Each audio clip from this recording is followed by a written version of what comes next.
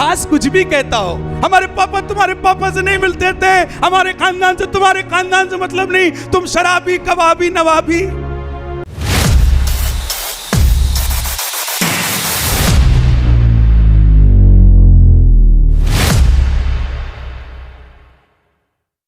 यूहन्ना 4 अध्याय में जिस स्त्री का जिक्र करा जाता है वो कौन स्त्री है? सामरी स्त्री।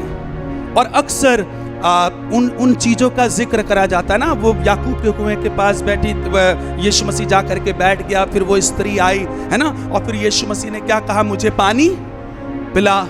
तो क्या लिखा है बाइबल बताती है, अरे उसने कहा तू यहूदी होकर के मुझसे पानी क्यों मांगता? क्योंकि यहूदी सामरियों से किसी प्रकार का मेल जोल नहीं रखते थे। आपसे बताऊं, यीशु मसीह आज मेल जोल कराने के लिए ही आया था।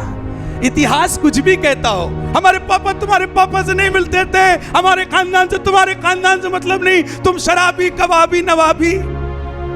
आपको बताऊं, यीशु मसीह तो आज इस बिटरनेस को खत्म करने के लिए आया था।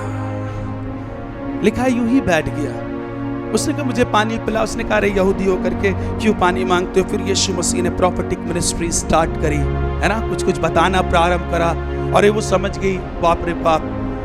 आपको पूरी कहानी मालूम है क्या? मैं आपसे सिर्फ इतना जानकारी के लिए पूछना चाहता हूं, ये जो जल के विषय में यीशु मसीह बात कर रहा था, जो जल मैं तुम्हें दूंगा वो तुम्हारे अंदर से सोता बन के निकलेगा, क्या इस जगह से इस स्त्री की बातें बार बार करी जाती हैं? क्या इस जल के सोते के विषय में एग्जॉर्टेशन में नहीं बोला जाता? बताइए ना मुझे।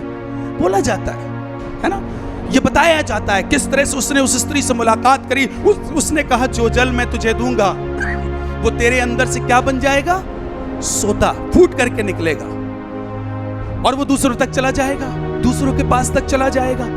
मुझे बताइए, जितनी देर यीशु मसीह ने उस स्त्री से बातचीत करी, या जितना समय यीशु मसीह ने उस स्त्री को दिया, उतना ही समय उस स्त्री ने भी यीशु को दिया था। जो बात वो कर रहे थे, जो बातें वो बता रहे थे। और तब उसके बाद ये मिरेकल हुआ कि जब वो स्त्री इस बार अपने गांव में गई है।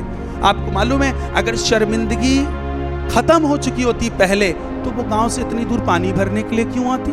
पर बाइबल बताती उस दिन जाकर के जब उसने दरवाजों को खटखटाया तो लोग निकल करके आए और वो यीशु को देखने लगे।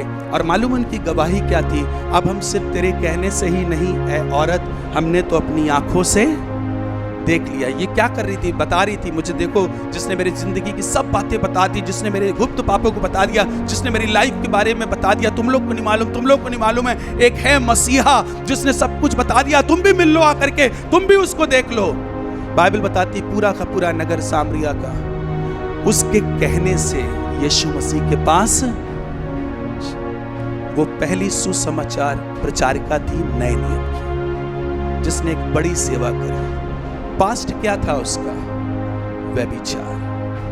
क्या क्या चीजें थी उसकी लाइफ में? आप खुद देखिए, 5 पति कर चुकी है, इसका मतलब व्यभिचारी स्त्री है। उस समय में लोग अपनी देह का व्यापार करते थे, ये उनके जीवन का एक हिस्सा था, इसी तरह से वो जी रहे थे। पर आप जब यीशु, ये पौधा यीशु उससे मिला, जब यीशु मसीह ने ये पौधा अर्थात अपनी बातचीत उससे करी, तो लिखा है ये औरत पुराने जो उनके खानदान से चला आ रहा था, या जो सामरियों का चला आ रहा था, उस रिवाज से उसने बातचीत नहीं करी। क्योंकि अगर उस रिवाज में रहती होती तो चुपचाप कहती, हमें मना करा गया है कि हमें यहूदियों से किसी प्रकार का मामला या रिश्ता नहीं रखना। एक ही रिश्ता है, बताइए। पर बाइबल बताती है उसने बातचीत करी, और ये पौधा धीरे धीरे धीरे धीरे धीरे धीरे धीरे धीरे उसकी लाइफ में आ गया। और उसके बाद से उस स्त्री का पहले का जीवन बदल गया, और वो सुसमाचार प्रचारिका बन गई। अब बहुत से लोग उसकी बातें सुन रहे हैं, अब बहुत से लोग उसका आदर कर रहे हैं। इवन मैं भी आदर के विषय में ही तो उसके लिए बात कर रहा हूँ कि वो सुसमाचार प्रचारिका बन गई, और पूरा का पूरा गाँव यीशु के पास आ